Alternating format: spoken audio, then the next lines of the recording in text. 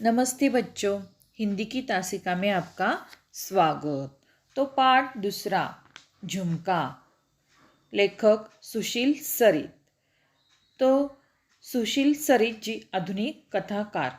आपकी कहानियाँ, निबंध विविध पत्र पत्रिकाओं में प्राय छपते रहते हैं। गद्य संबंधी झुमका जो यह पाठ है तो यह कहानी है। तो यह कहानी वर्णनात्मक कहानी है। जीवन की किसी घटना का रोचक प्रभावी वर्णन इस कहानी में हमें बताया है। तो प्रस्तुत कहानी के माध्यम से लेखक ने प्रच्छन्न रूप से परोपकार, दया एवं अन्य मानवीय गुणों को दर्शाते हुए इन्हें अपनाने का संदेश दिया है। तो समाज में हम रोज जीवन जीते हैं, हमारे आसपास बहुत से लोग होते। तो समाज में जो अलगाव, कोई अमीर है, कोई बहुत गरीब है, तो ऐसे जो अलगाव है समाज में और बहुत सी समस्या जो गरीब, तो कुछ तो लोग बहुत अमीर है और दूसरी ओर जो बहुत गरीब है, तो एक वक्त की रोटी उन्हें मिल नहीं पाती है। तो झुमका इस पाठ के द्वारा सुशील सरित जी ने हमें परोपकार, दया, अन्य मानवीय जो गुण है तो इन्हें अपनाने का संदेश दिया है। मनुष्य के प्रति, मनुष्य के साथ अच्छा व्यवहार करने की सीख यहाँ दी है। दया भाव, दूसरों की मदद करना, जो ज़रूरतमंद है, बड़े बूढ़े जो है अपाहिज, उनकी मदद करना, उनकी सहायता करना, यह संदेश इस पाठ से हमें दिया है। तो पहले तो हम यहाँ बताया गया है कृति के लिए आवश्यक सोपान। तो जो स्त्री पढ़ी लिखी है तो उसका परिवार भी प्रगत परिवार, इस विधान को स्पष्ट कीजिए। तो और बच्चों, आपके लिए यहाँ बताया है कि परिवार के महिलाओं की शिक्षा संबंधी जानकारी प्राप्त करें। स्त्री शिक्षा के लाभ और स्त्री शिक्षा की आवश्यकता। घर की स्त्री पढ़ी लिखी हो तो क्या हो सकता है, कौन सा बदलाव है, किस तरह परिवार प्रगत होगा। तो आज लोग इस कहावत में विश्वास करते हैं, जो लड़के को पढ़ाना एक को पढ़ाना है, लड़के को पढ़ाना एक को पढ़ाना है, लड़की को पढ़ाना पूरे परिवार को पढ़ाना है, लड़की को पढ़ाना पूरे परिवार को पढ़ाना है। वह आने वाली पीढ़ी को एक नया संस्कार भी देती है। अपने बच्चे का पालन पोषण, स्वास्थ्य आदि की देखरेख भी अच्छी तरह कर सकती है।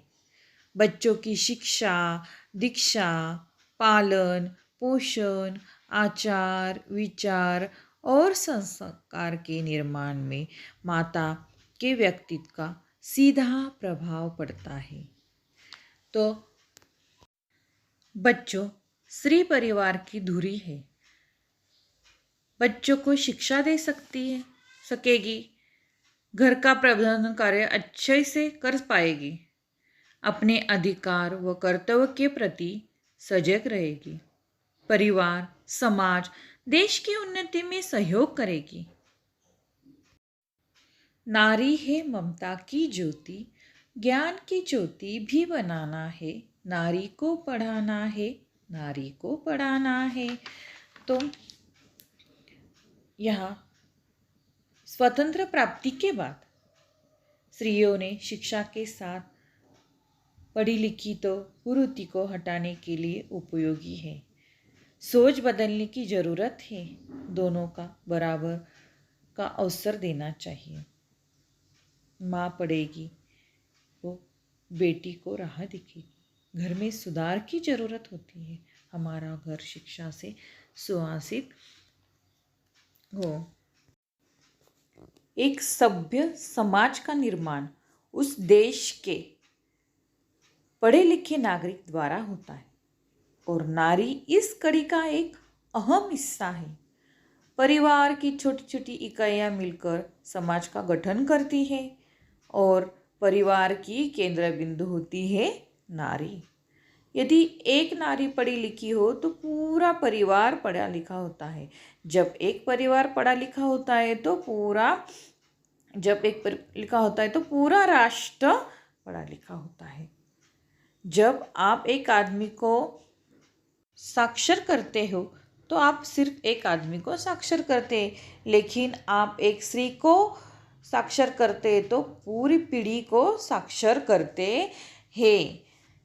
जहाँ तक का शिक्षा का प्रश्न है तो यह तो नारी हो या पुरुष दोनों के लिए समान रूप से महत्वपूर्ण है।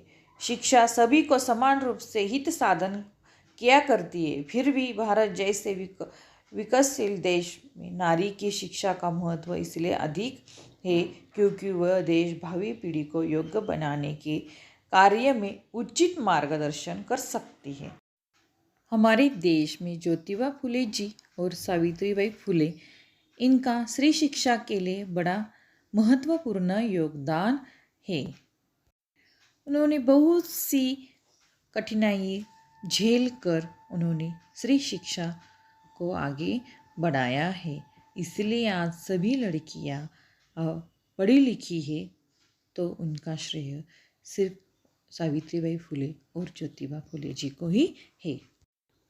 वर्तमान में नारी शिक्षा का बहुत अधिक महत्व है। जिस प्रकार जीवन जीने के लिए व्यक्ति को ऑक्सीजन की आवश्यकता होती है तो बच्चों, हमें अभी कोरोना काल में ऑक्सीजन का महत्व तो हमें समझ में आया। तो जैसे जीवन जीने के लिए ऑक्सीजन की ज़रूरत है, उसी प्रकार किसी देश के विकास में तो सबसे पहले वहाँ की महिलाओं को पढ़ा लिखा होना बहुत ज़रूरी है। महिलाएं पढ़ी लिखी होगी तो समाज का सामाजिक अंतर सुधारेगा और महिलाएं निर्भीक होकर अपना जीवन यापन कर सकती है। तो बच्चों, हमने स्त्री शिक्षा के लाभ, आवश्यकता, महत्व हमने पढ़े, देखिए। चलो बच्चों, हम पाठ देखते हैं। तो एक बार कांति रमा के साथ सोने की अंगूठी खरीदने के लिए सुनार की दुकान में जाती है। उस दुकान में शोकेश में लगे झुमके को देखकर उसे वह झुमका बहुत पसंद आता है। वह झुमका इतना खूबसूरत था कि उसे बहुत पसंद आ गया। तो वह 4 तोले का लगने वाला झुमका सिर्फ केवल 2000 के ही थे। तो दुकानदार रमा का परिचित था। उसने वह सेट निकाल कर रख दिया और किसी को बेचने का वादा भी किया। उसने सर्वे से कहा ही नहीं क्योंकि मार्च का महीना था। इनकम टैक्स की टेंशन उसकी हिम्मत नहीं हुई और अपनी 2 साल से जमा की हुई पूंजी इकट्ठा कर वह दूसरे ही दिन जाकर वह खरीद लाई। तो वह अगले ही हफ्ते अपनी मैरिज एनिवर्सरी में वह पहनने वाली थी और मैरिज एनिवर्सरी में पहनेगी, उस पार्टी में पहनेगी, तभी वह सर्वेश को बताने वाली थी। उसने किसी को भी नहीं बताया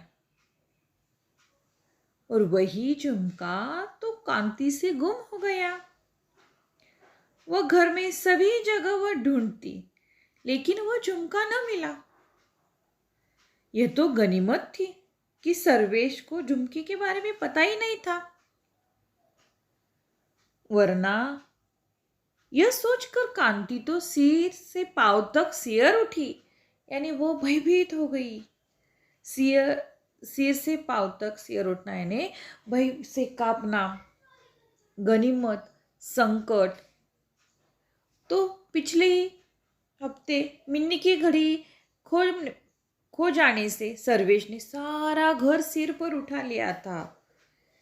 यानी सारा घर सिर पर उठा लिया, यानी शोर मचाना। वह मन में ही सोचने लगी, पूरे 2 साल की जमा हुई रकम के बदले मैं झुमके खरीदते समय कांति ने एक बार भी नहीं सोचा, और वह खरीद कर सर्वेश को दिखाने वाली ही थी, और वही झुमका गुम हो गया और वह परेशान हो गई। तो सुबह रमा कांति के यहाँ जाती है। कांति उसे झुमके दिखाती है तो रमा कहती, अरे इसके बगल वाला मोती तो टूटा हुआ है। कहकर रमा ने झुमके के टूटे हुए मोती की तरफ इशारा किया, और कांति भी वह देखती है, ध्यान से देखती है, और वह सोचती है कि तुरंत वहाँ सुनार के यहाँ जाकर वह ठीक करके आएगी, नहीं तो बाद में वह सुनार भी माने ना माने वह अतिरिक्त राशि लेगा। यह सोचकर वह तुरंत रिक्शा लेकर सुनार के यहाँ चली जाती है। सुनार भी कहता है कि यह बहन जी, यह तो मामूली बात है, अभी ठीक कर देता हूँ। यह करके आधे घंटे में वह झुमका केवल ठीक ना करके दिया, आगे भी कोई छोटी मोटी खराबी होगी तो निसंकोच अपनी दुकान समझकर आएगा, कहकर उसे तसल्ली दी। घर आकर कांति ने झुमके को पैकेट को मेज पर रख दिया और घर के काम में लग गई। अब कामकाज निपटा कर जब कांति ने पैकेट को अलमारी में रखने के लिए उठाया तो उसमें एक ही झुमका नजर आ रहा था। दूसरा झुमका कहाँ गया, यह कांति समझ ही नहीं पा रही थी। सुनार के यहाँ से दोनों झुमके लाई थी, इतना कांति को याद था। खाना खाकर दोपहर की नींद लेने के लिए कांति जब बिस्तर पर लेटी तो बहुत देर तक उसकी बंद आंखों के सामने झुमका ही घूमता रहा। बड़ी मुश्किल से उसकी आंख लगी तो आधे घंटे के बाद तेज बजती दरवाजे की घंटी से उसे उठने पर मजबूर कर दिया। कमलाबाई होगी सोचते हुए उन्होंने ड्राइंग रूम का दरवाज़ा खोल दिया, और आज कमलाबाई को देर हो गई थी, काम पर आने के लिए देर हो गई थी, क्योंकि उसके लड़के की तबीयत खराब हुई थी और वो उसे डॉक्टर के पास लेकर गई थी। उसने कमलाबाई ने एक सांस में अपनी सारी सफाई दे डाली और अपने काम पर लग गई। गनीमत, संकट, तसल्ली, धीरज, वादा, वचन, सिर उठना, भय से कांपना, जो मुहावरे दिए हैं उसका वाक्य में प्रयोग कीजिए। 3 वाक्य आप तैयार कीजिए। अगला, घर सर पर उठाना, शोर मचाना। पाठ में आए नए शब्दों के अर्थ अपने कापी में लिखो, मुहावरे भी अपनी कापी में लिखो।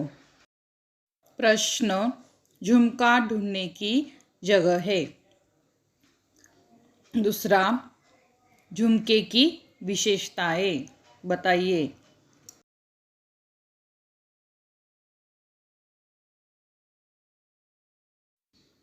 शिक्षा, व्यक्ति के विवेक को जगाकर उसे सही रास्ता प्रदान करना। मौलिक सृजन, हम समाज के लिए, समाज हमारे लिए।